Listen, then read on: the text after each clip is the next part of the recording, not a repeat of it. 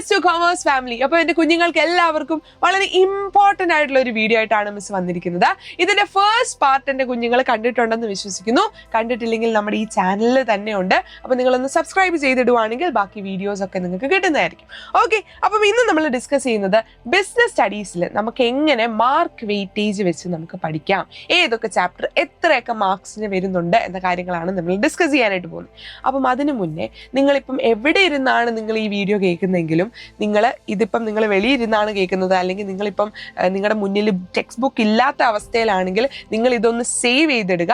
എന്നിട്ട് നിങ്ങളുടെ മുന്നിൽ ടെക്സ്റ്റ് ബുക്ക് തുറന്നു വെച്ചിട്ട് ഇപ്പം മിസ് പറയാനായിട്ട് പോകുന്ന ചാപ്റ്റേഴ്സിന്റെ വെയിറ്റേജ് നിങ്ങളുടെ ടെക്സ്റ്റ് ബുക്ക് തുറക്കുമ്പോഴത്തേക്ക് ഇതുപോലൊരു ഫ്രണ്ട് പേജ് നിങ്ങൾക്ക് കാണും. അപ്പം അതിന്റെ സൈഡിൽ ഇന്ന ചാപ്റ്റർ ഇത്രയും മാർക്കിന് എന്ന് എഴുതി വെക്കുക. അവസാന റിവിഷന്റെ സമയമാകുമ്പോഴത്തേക്ക് വളരെ യൂസ്ഫുൾ ആയിരിക്കും. ഓക്കെ, അപ്പം മിസ് ഡിസ്കസ് ചെയ്യാനായിട്ട് പോകുന്നത് 6th ചാപ്റ്റർ തൊട്ടാണ്.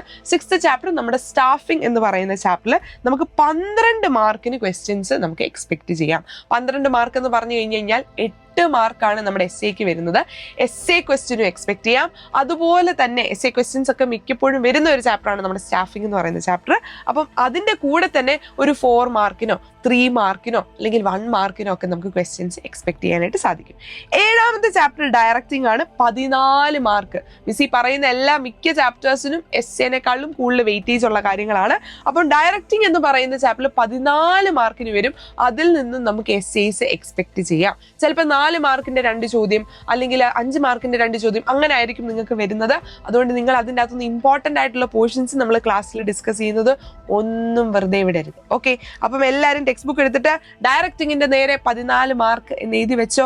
എഴുതി വെക്കുക, ഉടനെ തന്നെ എഴുതി വെക്കുക. ഇപ്പം എഴുതാൻ പറ്റാത്ത സാഹചര്യത്തിലുള്ള കുഞ്ഞുങ്ങൾ ഒന്ന് നോട്ട് ചെയ്ത് വെച്ചാൽ മതി, ഒന്ന് സേവ് ചെയ്ത് വെക്കുക ഈ വീഡിയോ. അത് കഴിഞ്ഞിട്ട് നിങ്ങൾ വീട്ടിൽ ടെക്സ്റ്റ് ബുക്ക് ഒക്കെ എടുത്ത് വളരെ സാവകാശം നിങ്ങൾ എഴുതുക. ഓക്കെ, 8ാമത്തെ ചാപ്റ്റർ നമ്മുടെ കൺട്രോളിംഗ് എന്ന് പറയുന്ന ചാപ്റ്റർ ഒരു കുട്ടി ചാപ്റ്റർ ആണ്. കാരണം അതിൻ്റെ അകത്ത് അവസാനത്തെ ഒരു ഭാഗം ഡിലീറ്റഡ് പോർഷൻസ് ഉണ്ട്. അപ്പം അത് 6 മാർക്കിനായിരിക്കും വരുന്നത്. ചിലപ്പോൾ 4 മാർക്കിന്റെ ഒരു ചോദ്യം, 2 മാർക്കിന്റെ വേറെ ചോദ്യം, അങ്ങനെയൊക്കെ ആയിട്ട് വേണമെങ്കിൽ അവർക്ക് സ്പ്ലിറ്റ് ചെയ്ത് തന്നെ ചോദിക്കാനായിട്ട് സാധിക്കും.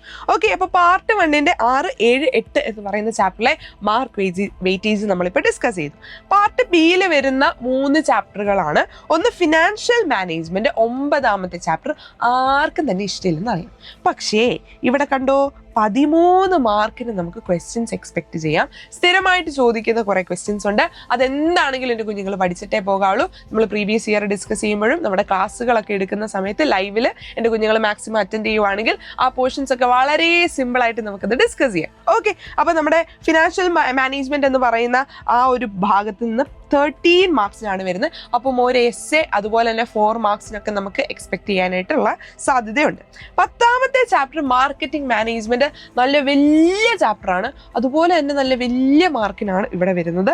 17 മാർക്കിന് നമുക്ക് എക്സ്പെക്ട് ചെയ്യാം. ഓക്കെ, അപ്പൊ 17 മാർക്സ് ഇതിനകത്ത് നമുക്ക് പ്രതീക്ഷിക്കാം. 17 മാർക്സിനുള്ള ചാപ്റ്റർ ആണ്. കാരണം അത് നിങ്ങൾ ആ ടെക്സ്റ്റ് ബുക്ക് തുറന്ന് ഒന്ന് മറിച്ച് അതിനൊരു അന്ത്യമില്ല അല്ലെ. അപ്പൊ നിങ്ങൾ അതോർത്തൊന്നും ടെൻഷൻ അടിക്കേണ്ട ആവശ്യമില്ല. ആ മാർക്കറ്റിംഗ് മാനേജ്മെന്റ് എന്ന് പറയുന്ന ആ ഒരു പോർഷൻ്റെ അകത്ത് വളരെ സിമ്പിൾ ആയിട്ടുള്ള കാര്യങ്ങളാണ് പറയുന്നത്. നിങ്ങളുടെ കയ്യിൽ നിന്ന് തന്നെ നിങ്ങൾക്ക് ഇട്ട് എഴുതാനായിട്ട് പറ്റും. പക്ഷേ എന്താണ് കോൺസെപ്റ്റ് എന്ന് പറയുന്ന സാധനം മനസ്സിലാക്കിയില്ലെങ്കിൽ പണി കിട്ടും. അതുകൊണ്ട് ക്ലാസ് ഭംഗിയായിട്ട് കാണുവാണെങ്കിൽ നിങ്ങൾക്ക് ആ കോൺസെപ്റ്റ്സ് എല്ലാം വളരെ നന്നായിട്ട് ക്ലിയർ ചെയ്ത് നിങ്ങൾക്ക് പോകാനായിട്ട് സാധിക്കും. ലാസ്റ്റ് നമ്മുടെ 11ാമത്തെ ചാപ്റ്ററാണ് കൺസ്യൂമർ പ്രൊട്ടക്ഷൻ. എന്തോ ഭാഗ്യത്തിന് വളരെ സിമ്പിൾ ആയിട്ടുള്ള ഒരു ചെറിയ ചാപ്റ്ററാണ്. അതിൻ്റെ അകത്തുനിന്ന് 5 മാർക്കിന് 5 മാർക്സിന് നമുക്ക് എക്സ്പെക്ട് ചെയ്യാം. ചിലപ്പോൾ അതിൻ്റെ അകത്തുനിന്ന് വേണമെങ്കിൽ 1 മാർക്സ് വരാം. ഇപ്പം ഈ എസ്സേ മാർക്സ് വരുന്ന ഇപ്പൊ 17 മാർക്ക് 13 മാർക്ക് 14 മാർക്ക് എന്നൊക്കെ മിസ് പറഞ്ഞില്ലേ, അതിൻ്റെ അകത്തുനിന്നും വേണമെങ്കിൽ 1 മാർക്സ് 2 മാർക്സിനൊക്കെ നമുക്ക് എക്സ്പെക്ട് ചെയ്യാനായിട്ട് സാധിക്കും. അപ്പം നമ്മൾ അങ്ങനത്തെ പോർഷൻസ് എല്ലാം ഇമ്പോർട്ടൻ്റ് ആയിട്ടുള്ള കാര്യങ്ങളെല്ലാം നമ്മൾ കവർ ചെയ്യുന്നുണ്ട്, ഡിസ്കസ് ചെയ്യുന്നുണ്ട് നമ്മുടെ ഓരോ ക്ലാസ്സിലും. അപ്പം ആരും നമ്മുടെ ക്ലാസ്സുകളൊന്നും മിസ് ഔട്ട് ചെയ്യല്ല. ഈ പറഞ്ഞ കാര്യങ്ങൾ എൻ്റെ കുഞ്ഞുങ്ങള് ടെക്സ്റ്റ് ബുക്കിൽ എഴുതി വെക്കുക.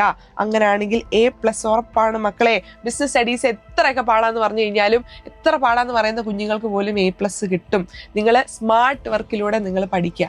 ഹാർഡ് വർക്ക് ഓക്കെ, നിങ്ങൾ ഹാർഡ് വർക്ക് ചെയ്യണം. അത് നിങ്ങളുടെ ഒരു ആവശ്യമാണ് നല്ല മാർക്ക് വാങ്ങിക്കുക എന്നുള്ളത്.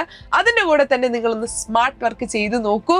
വളരെ സിമ്പിൾ ആയിട്ട് എൻ്റെ കുഞ്ഞുങ്ങൾക്ക് മാർക്ക് കിട്ടും. ഓക്കെ, അപ്പം ഇതുപോലെ എല്ലാ സബ്ജക്ട്സിനെയും നമ്മൾ അപ്ലോഡ് ചെയ്യുന്നുണ്ട്. അപ്പം ആരും വീഡിയോ മിസ് ചെയ്യരുത്. ഇതറിയാത്ത നിങ്ങളുടെ ഫ്രണ്ട്സിനെ മാക്സിമം ഷെയർ ചെയ്യുക. അപ്പം അടുത്തൊരു വീഡിയോ ആയിട്ട് നമുക്ക് കാണാം. ബൈ.